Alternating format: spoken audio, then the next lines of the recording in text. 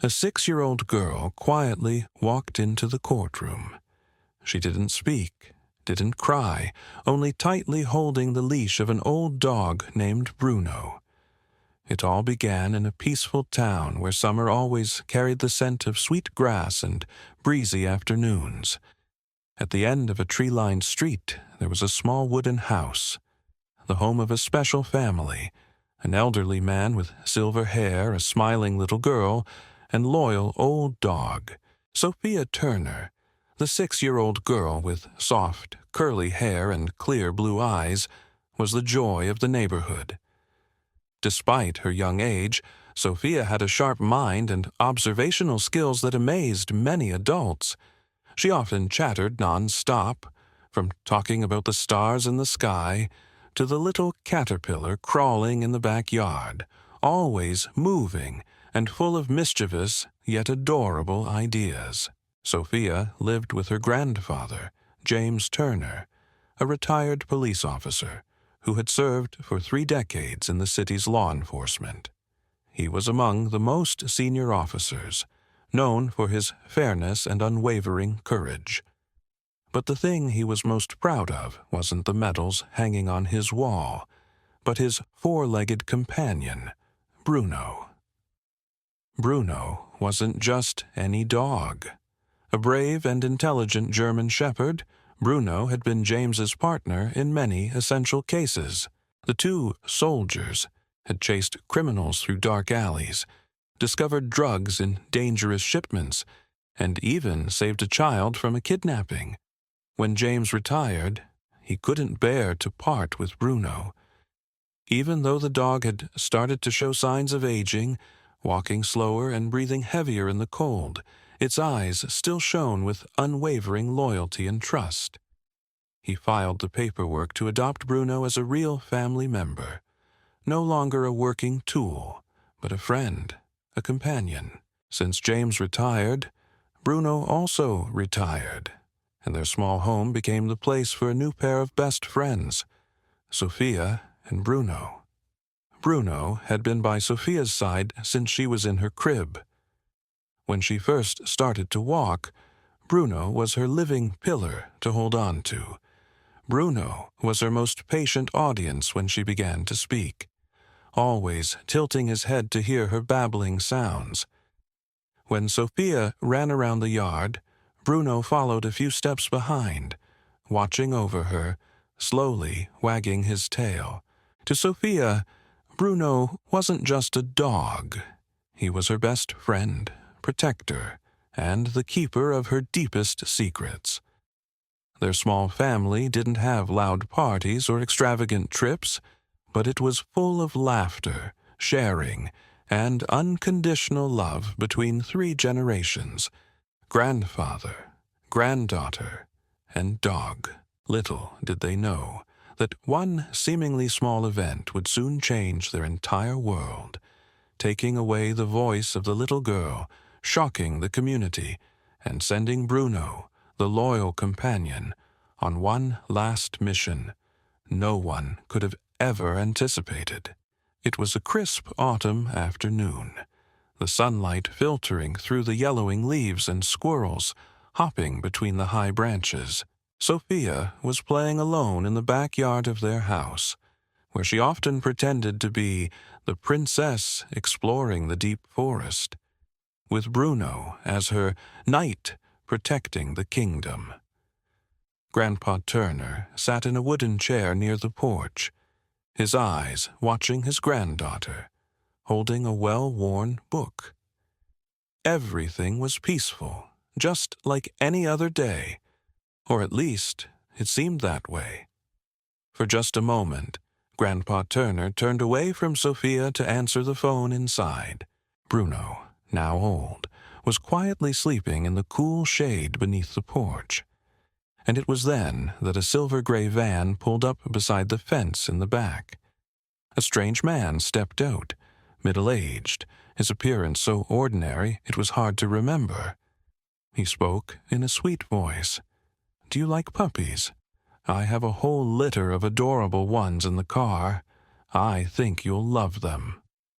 Sophia stopped playing and looked up. Her round eyes were both curious and hesitant. The man stepped closer, holding a small pink collar, trying not to frighten her.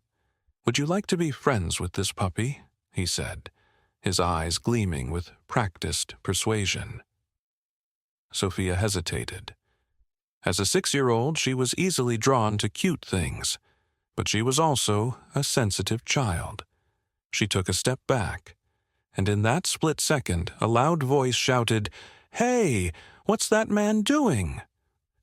It was Mrs. Jenkins, the elderly widow next door, who was watering her plants by the fence. Her sharp gaze and shout startled the whole neighborhood. The man flinched, his lips tightening into a cold line. He immediately turned and jumped into his van, speeding as if he had never existed. When Grandpa Turner rushed out, he saw Sophia standing frozen. Her small face was pale, her hands tightly gripping the hem of her shirt. Bruno, who had woken up at the scream, immediately ran to her side and barked loudly. But Sophia didn't respond. No crying, no shouting, not a single word, just silence. What followed was a flood of guilt, fear, and anger. Everything channeled into Grandpa Turner's eyes as he held his granddaughter tightly in his arms. But Sophia still didn't speak. From that moment on, it was as if she had completely frozen. No more laughter, no more curious questions about the universe, no more the fairy tales she had made up. She had entered a silent, cold world, wrapped in a cocoon around her fragile heart that was slowly breaking. The doctor diagnosed Sophia with selective mutism, a disorder caused by emotional trauma, especially common in children after traumatic events. No one could get Sophia to speak, not her mother, not the therapist, and not even Grandpa, who was the closest to her. But one thing remained unchanged. She always held on to Bruno. During the day, Sophia went everywhere with the big dog. At night, she lay beside Bruno, clutching his thick fur and quietly crying in her dreams. Bruno had become the last thread connecting her to the world. Though old and no longer as quick as before, Bruno always knew when to get close, when to lie still. His eyes never left Sophia. Each time she trembled when a stranger came near, Bruno would growl softly, warning them. It was as if he knew the exact pain inside her, and vowed to carry half of that burden for her. Grandpa Turner, who had faced countless dangers, now found himself helpless in the face of his granddaughter's silence. But he knew, if anyone could help Sophia overcome this darkness, it would be Bruno, the old companion he had once trusted to keep the city safe, and now the guardian spirit for a little girl who had lost her voice. Bruno didn't need words. He didn't need to be taught how to understand. From the moment Sophia fell into complete silence, that dog became the only translator between her and the world. No one could cross the wall she had built around herself, except Bruno. Every morning, when Grandpa Turner made coffee in the quiet kitchen, he would always see a repeating scene. Sophia sitting curled up on the sofa, her wide open eyes empty of life, one hand tightly gripping the thick fur around Bruno's neck.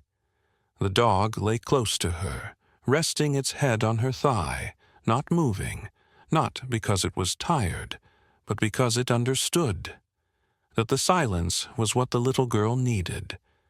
There was no sound, no communication, but none of that was needed. Bruno always knew when Sophia was scared, when she was anxious, when the nightmare came in the middle of the night, and she tossed and turned between the blankets, not screaming, not speaking. Bruno would immediately wake up. He would gently climb onto the bed, placing his muzzle into her tiny trembling hand. A soft bark would sound, not to disturb the sleep, but as a message. I'm here. It's okay. While therapists spent hours trying to provoke responses, asking questions and showing images, Bruno would quietly sit there. When Sophia didn't want anyone near her, only Bruno was allowed to be touched, to be hugged tightly, to bury her face into his fur without crying. No one, not even her mother or Grandpa Turner, could make her respond as quickly as Bruno by entering the room. Grandpa Turner once said to the psychologist, casually but with a deep bitterness, "Bruno doesn't need Sophia to speak. He just needs to be there, and that's enough."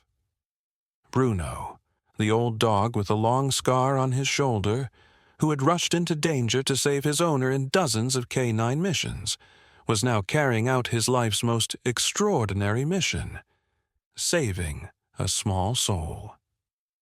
Every day, he quietly walked beside Sophia, sitting beside her during therapy sessions, waiting, patiently, without forcing, something no therapist could ever achieve.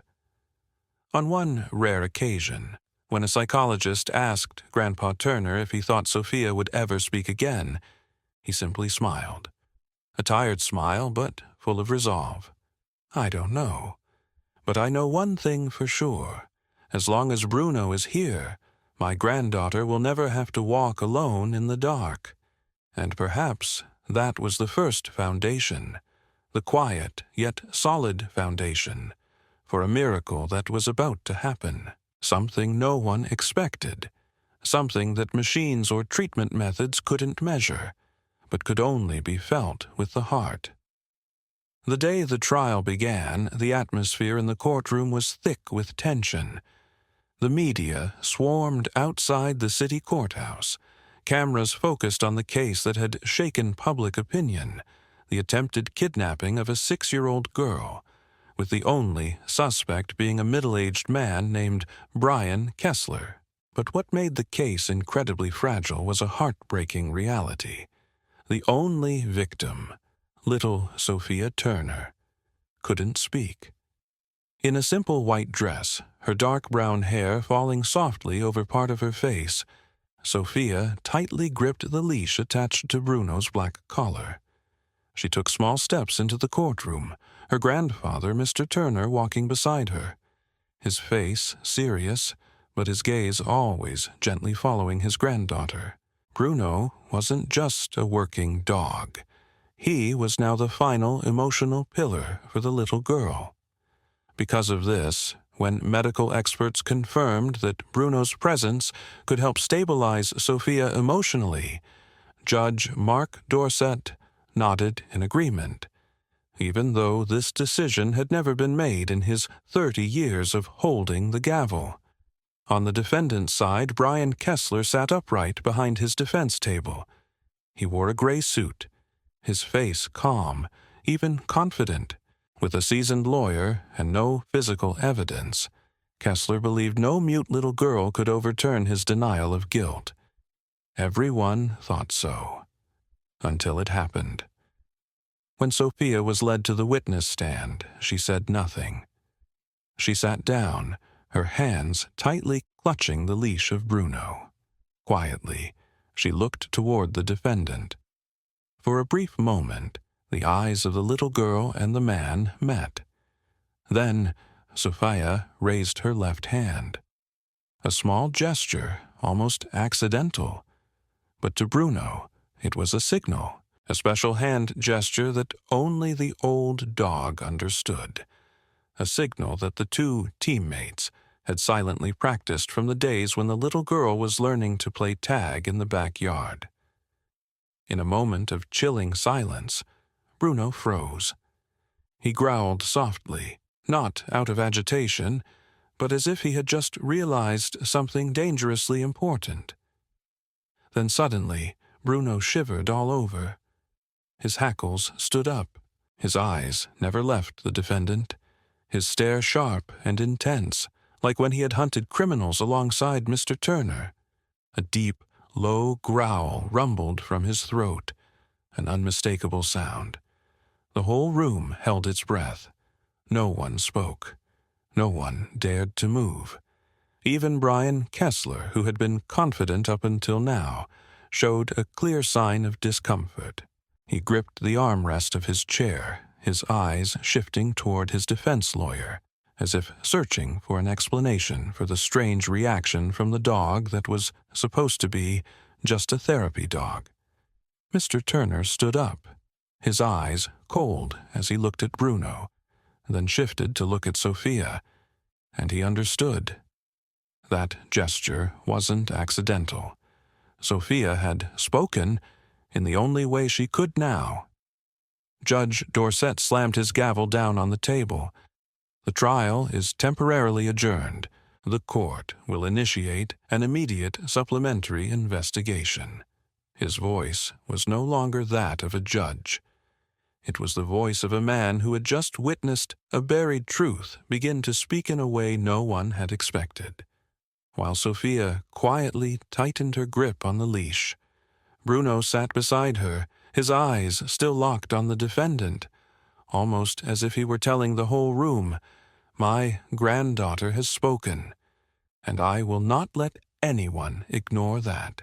Bruno's reaction in court not only led to the trial being adjourned, but also caused the FBI investigation team to revisit all the clues from the beginning. Despite not having enough evidence to charge Brian Kessler, the alertness of the veteran K9, a dog that had solved dozens of cases alongside Mr. Turner, forced Agent Monroe to sit up. "Dogs don't lie," he muttered as he watched the courtroom footage. "Especially dogs who've smelled blood, gunpowder, and guilt." Less than 24 hours later, the order for reinvestigation was issued. Monroe, along with 2 other agents, began to comb through all the data related to Brian. They sifted through personal records, travel histories, vehicle information, and any abnormal transactions. The strange thing was that for years, Brian had maintained a perfect cover. An IT technician, single, with no criminal record, no close friends, and no family. But when they checked the tracking data from an old truck once owned by Brian, they found a location that frequently appeared more than 70 miles outside the city, an isolated, sparsely wooded area with no population. A team of scouts was dispatched. Amid the dense pine trees, they found a small, dilapidated cabin, seemingly abandoned. But as they entered, the dust on the floor couldn't hide one detail: fresh footprints and the smell of human presence. Bruno was brought to the scene, no longer just the dog of a retired officer, but back in his proper role, a warrior searching for answers. He sniffed the air deeply and, without hesitation, led the team to a small back door of the cabin. A worn rug covered the wooden floor, underneath which was a cold iron handle. A damp, foul odor filled the air when the floor door was lifted, accompanied by a faint, almost inaudible groan. A narrow staircase led down into the dark basement.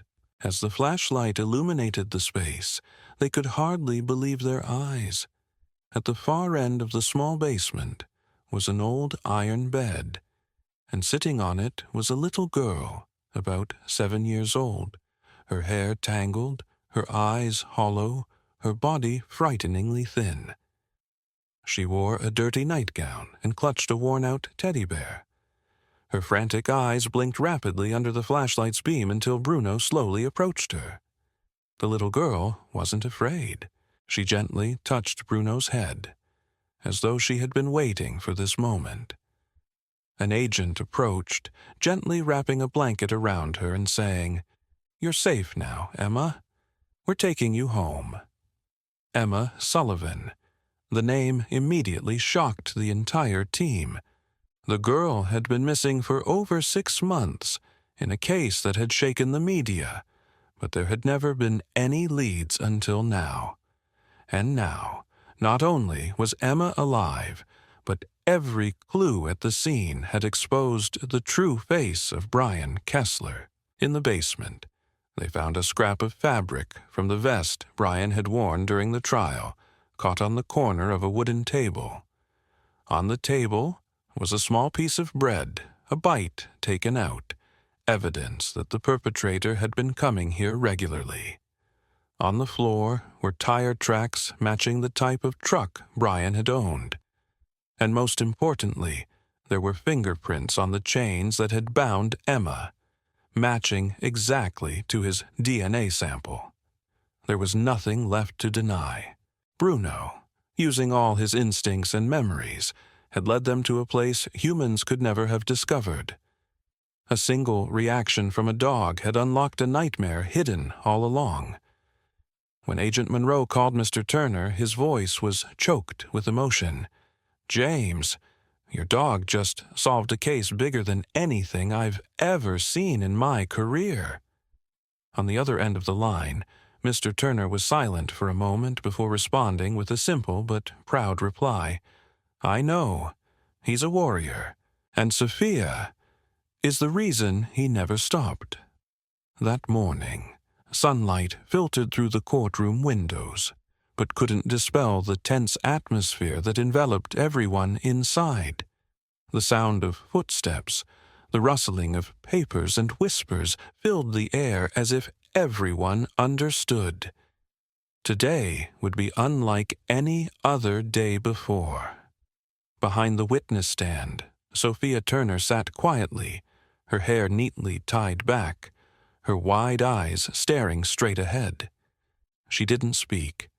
She didn't need to, because beside her, Bruno sat, his sturdy frame, thick, shiny coat, and eyes sharp as mirrors, ready and waiting. Mr. Turner gently touched his granddaughter's shoulder, then stepped back, leaving her alone with Bruno. In the seats ahead, Brian Kessler, the man who once held a cold, arrogant demeanor, was now different. His gaunt cheeks and his ears twitched slightly with every loud sound. Perhaps he had sensed that the real Judgment Day was fast approaching. The trial resumed after the shocking investigation at the cabin where little Emma had been rescued. The entire country was watching.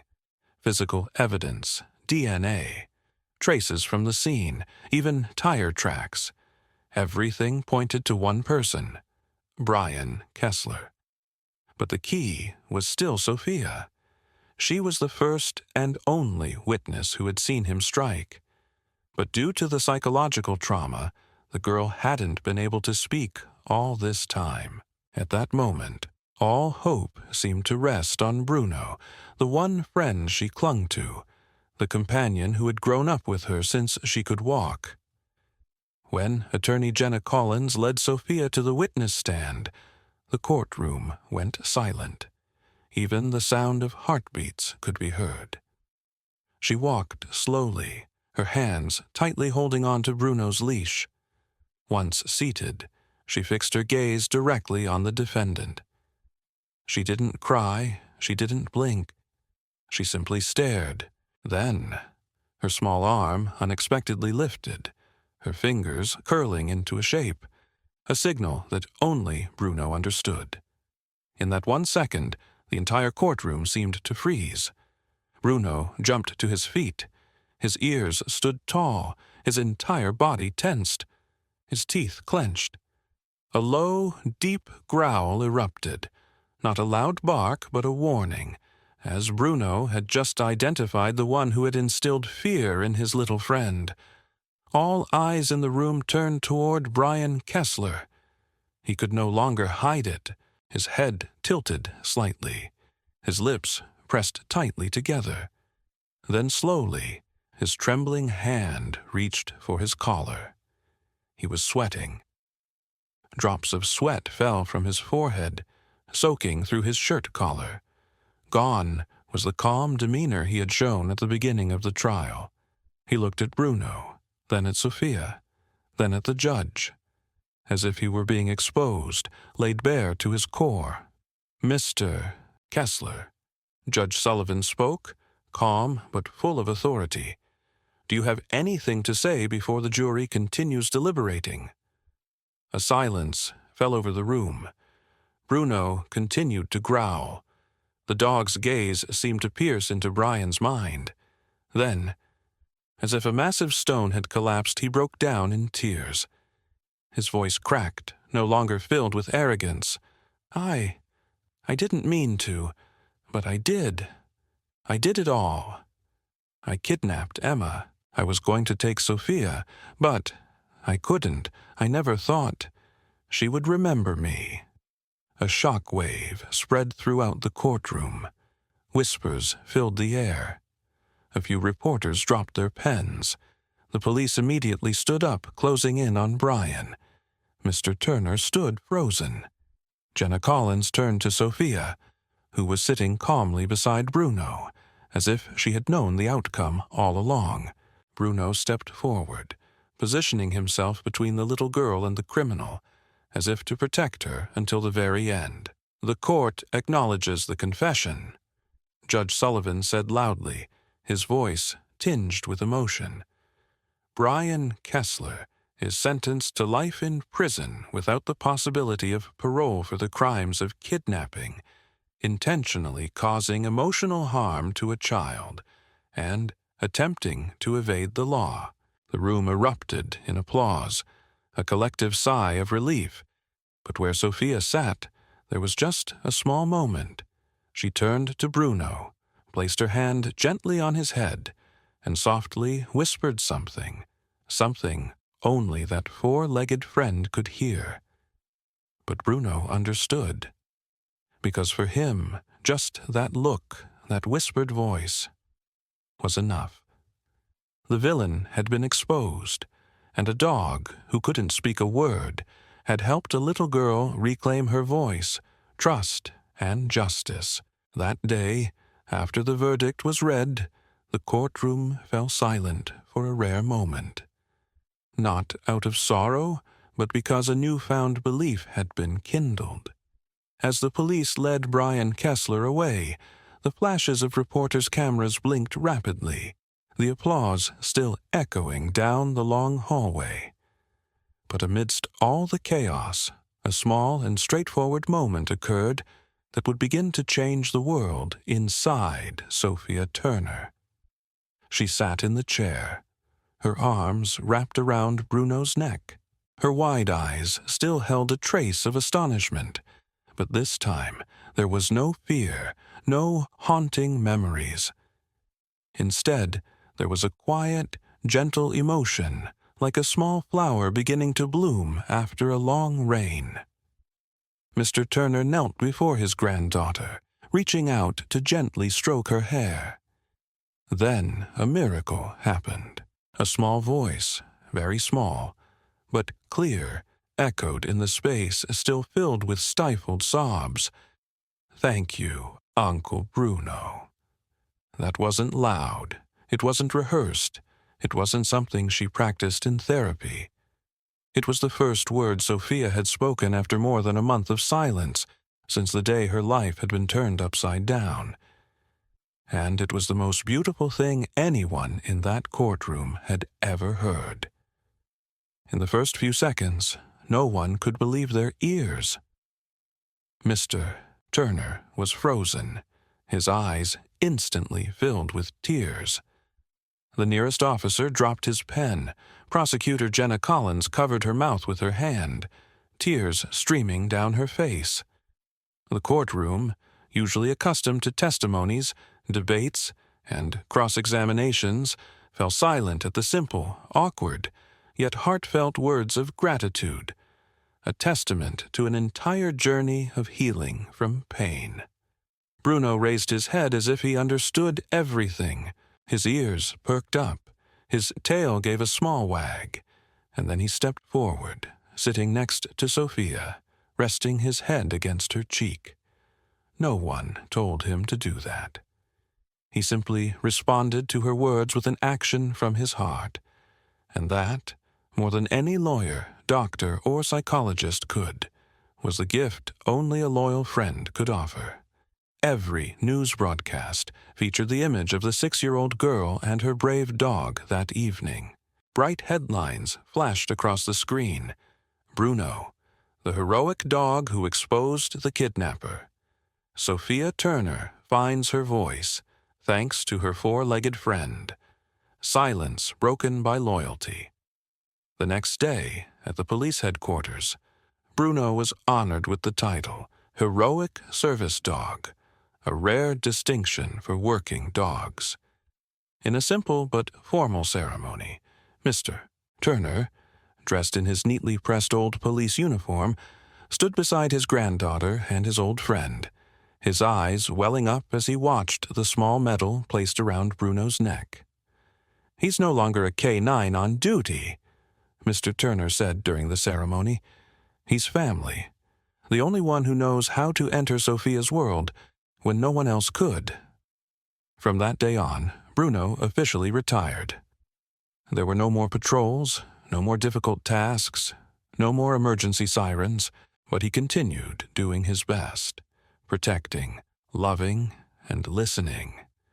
No longer in a case, but in the small home with the old rug, his favorite gnawed bone, and the little girl who had lost her voice. Now, beginning to smile again, each morning, Sophia woke early, opened the curtains, and whispered to Bruno tiny stories about her dreams from the night before. Every evening, as Mr. Turner told stories, Bruno curled up at the foot of the bed, his eyes half closed, listening like a silent night watchman. The echoes of the pain remained, but inside Sophia, and in those who witnessed her journey, one thing was sure. Love, loyalty, and the connection between humans and animals can heal the deepest wounds. And perhaps, in this world, some heroes don't need to speak, don't need guns, don't need armor.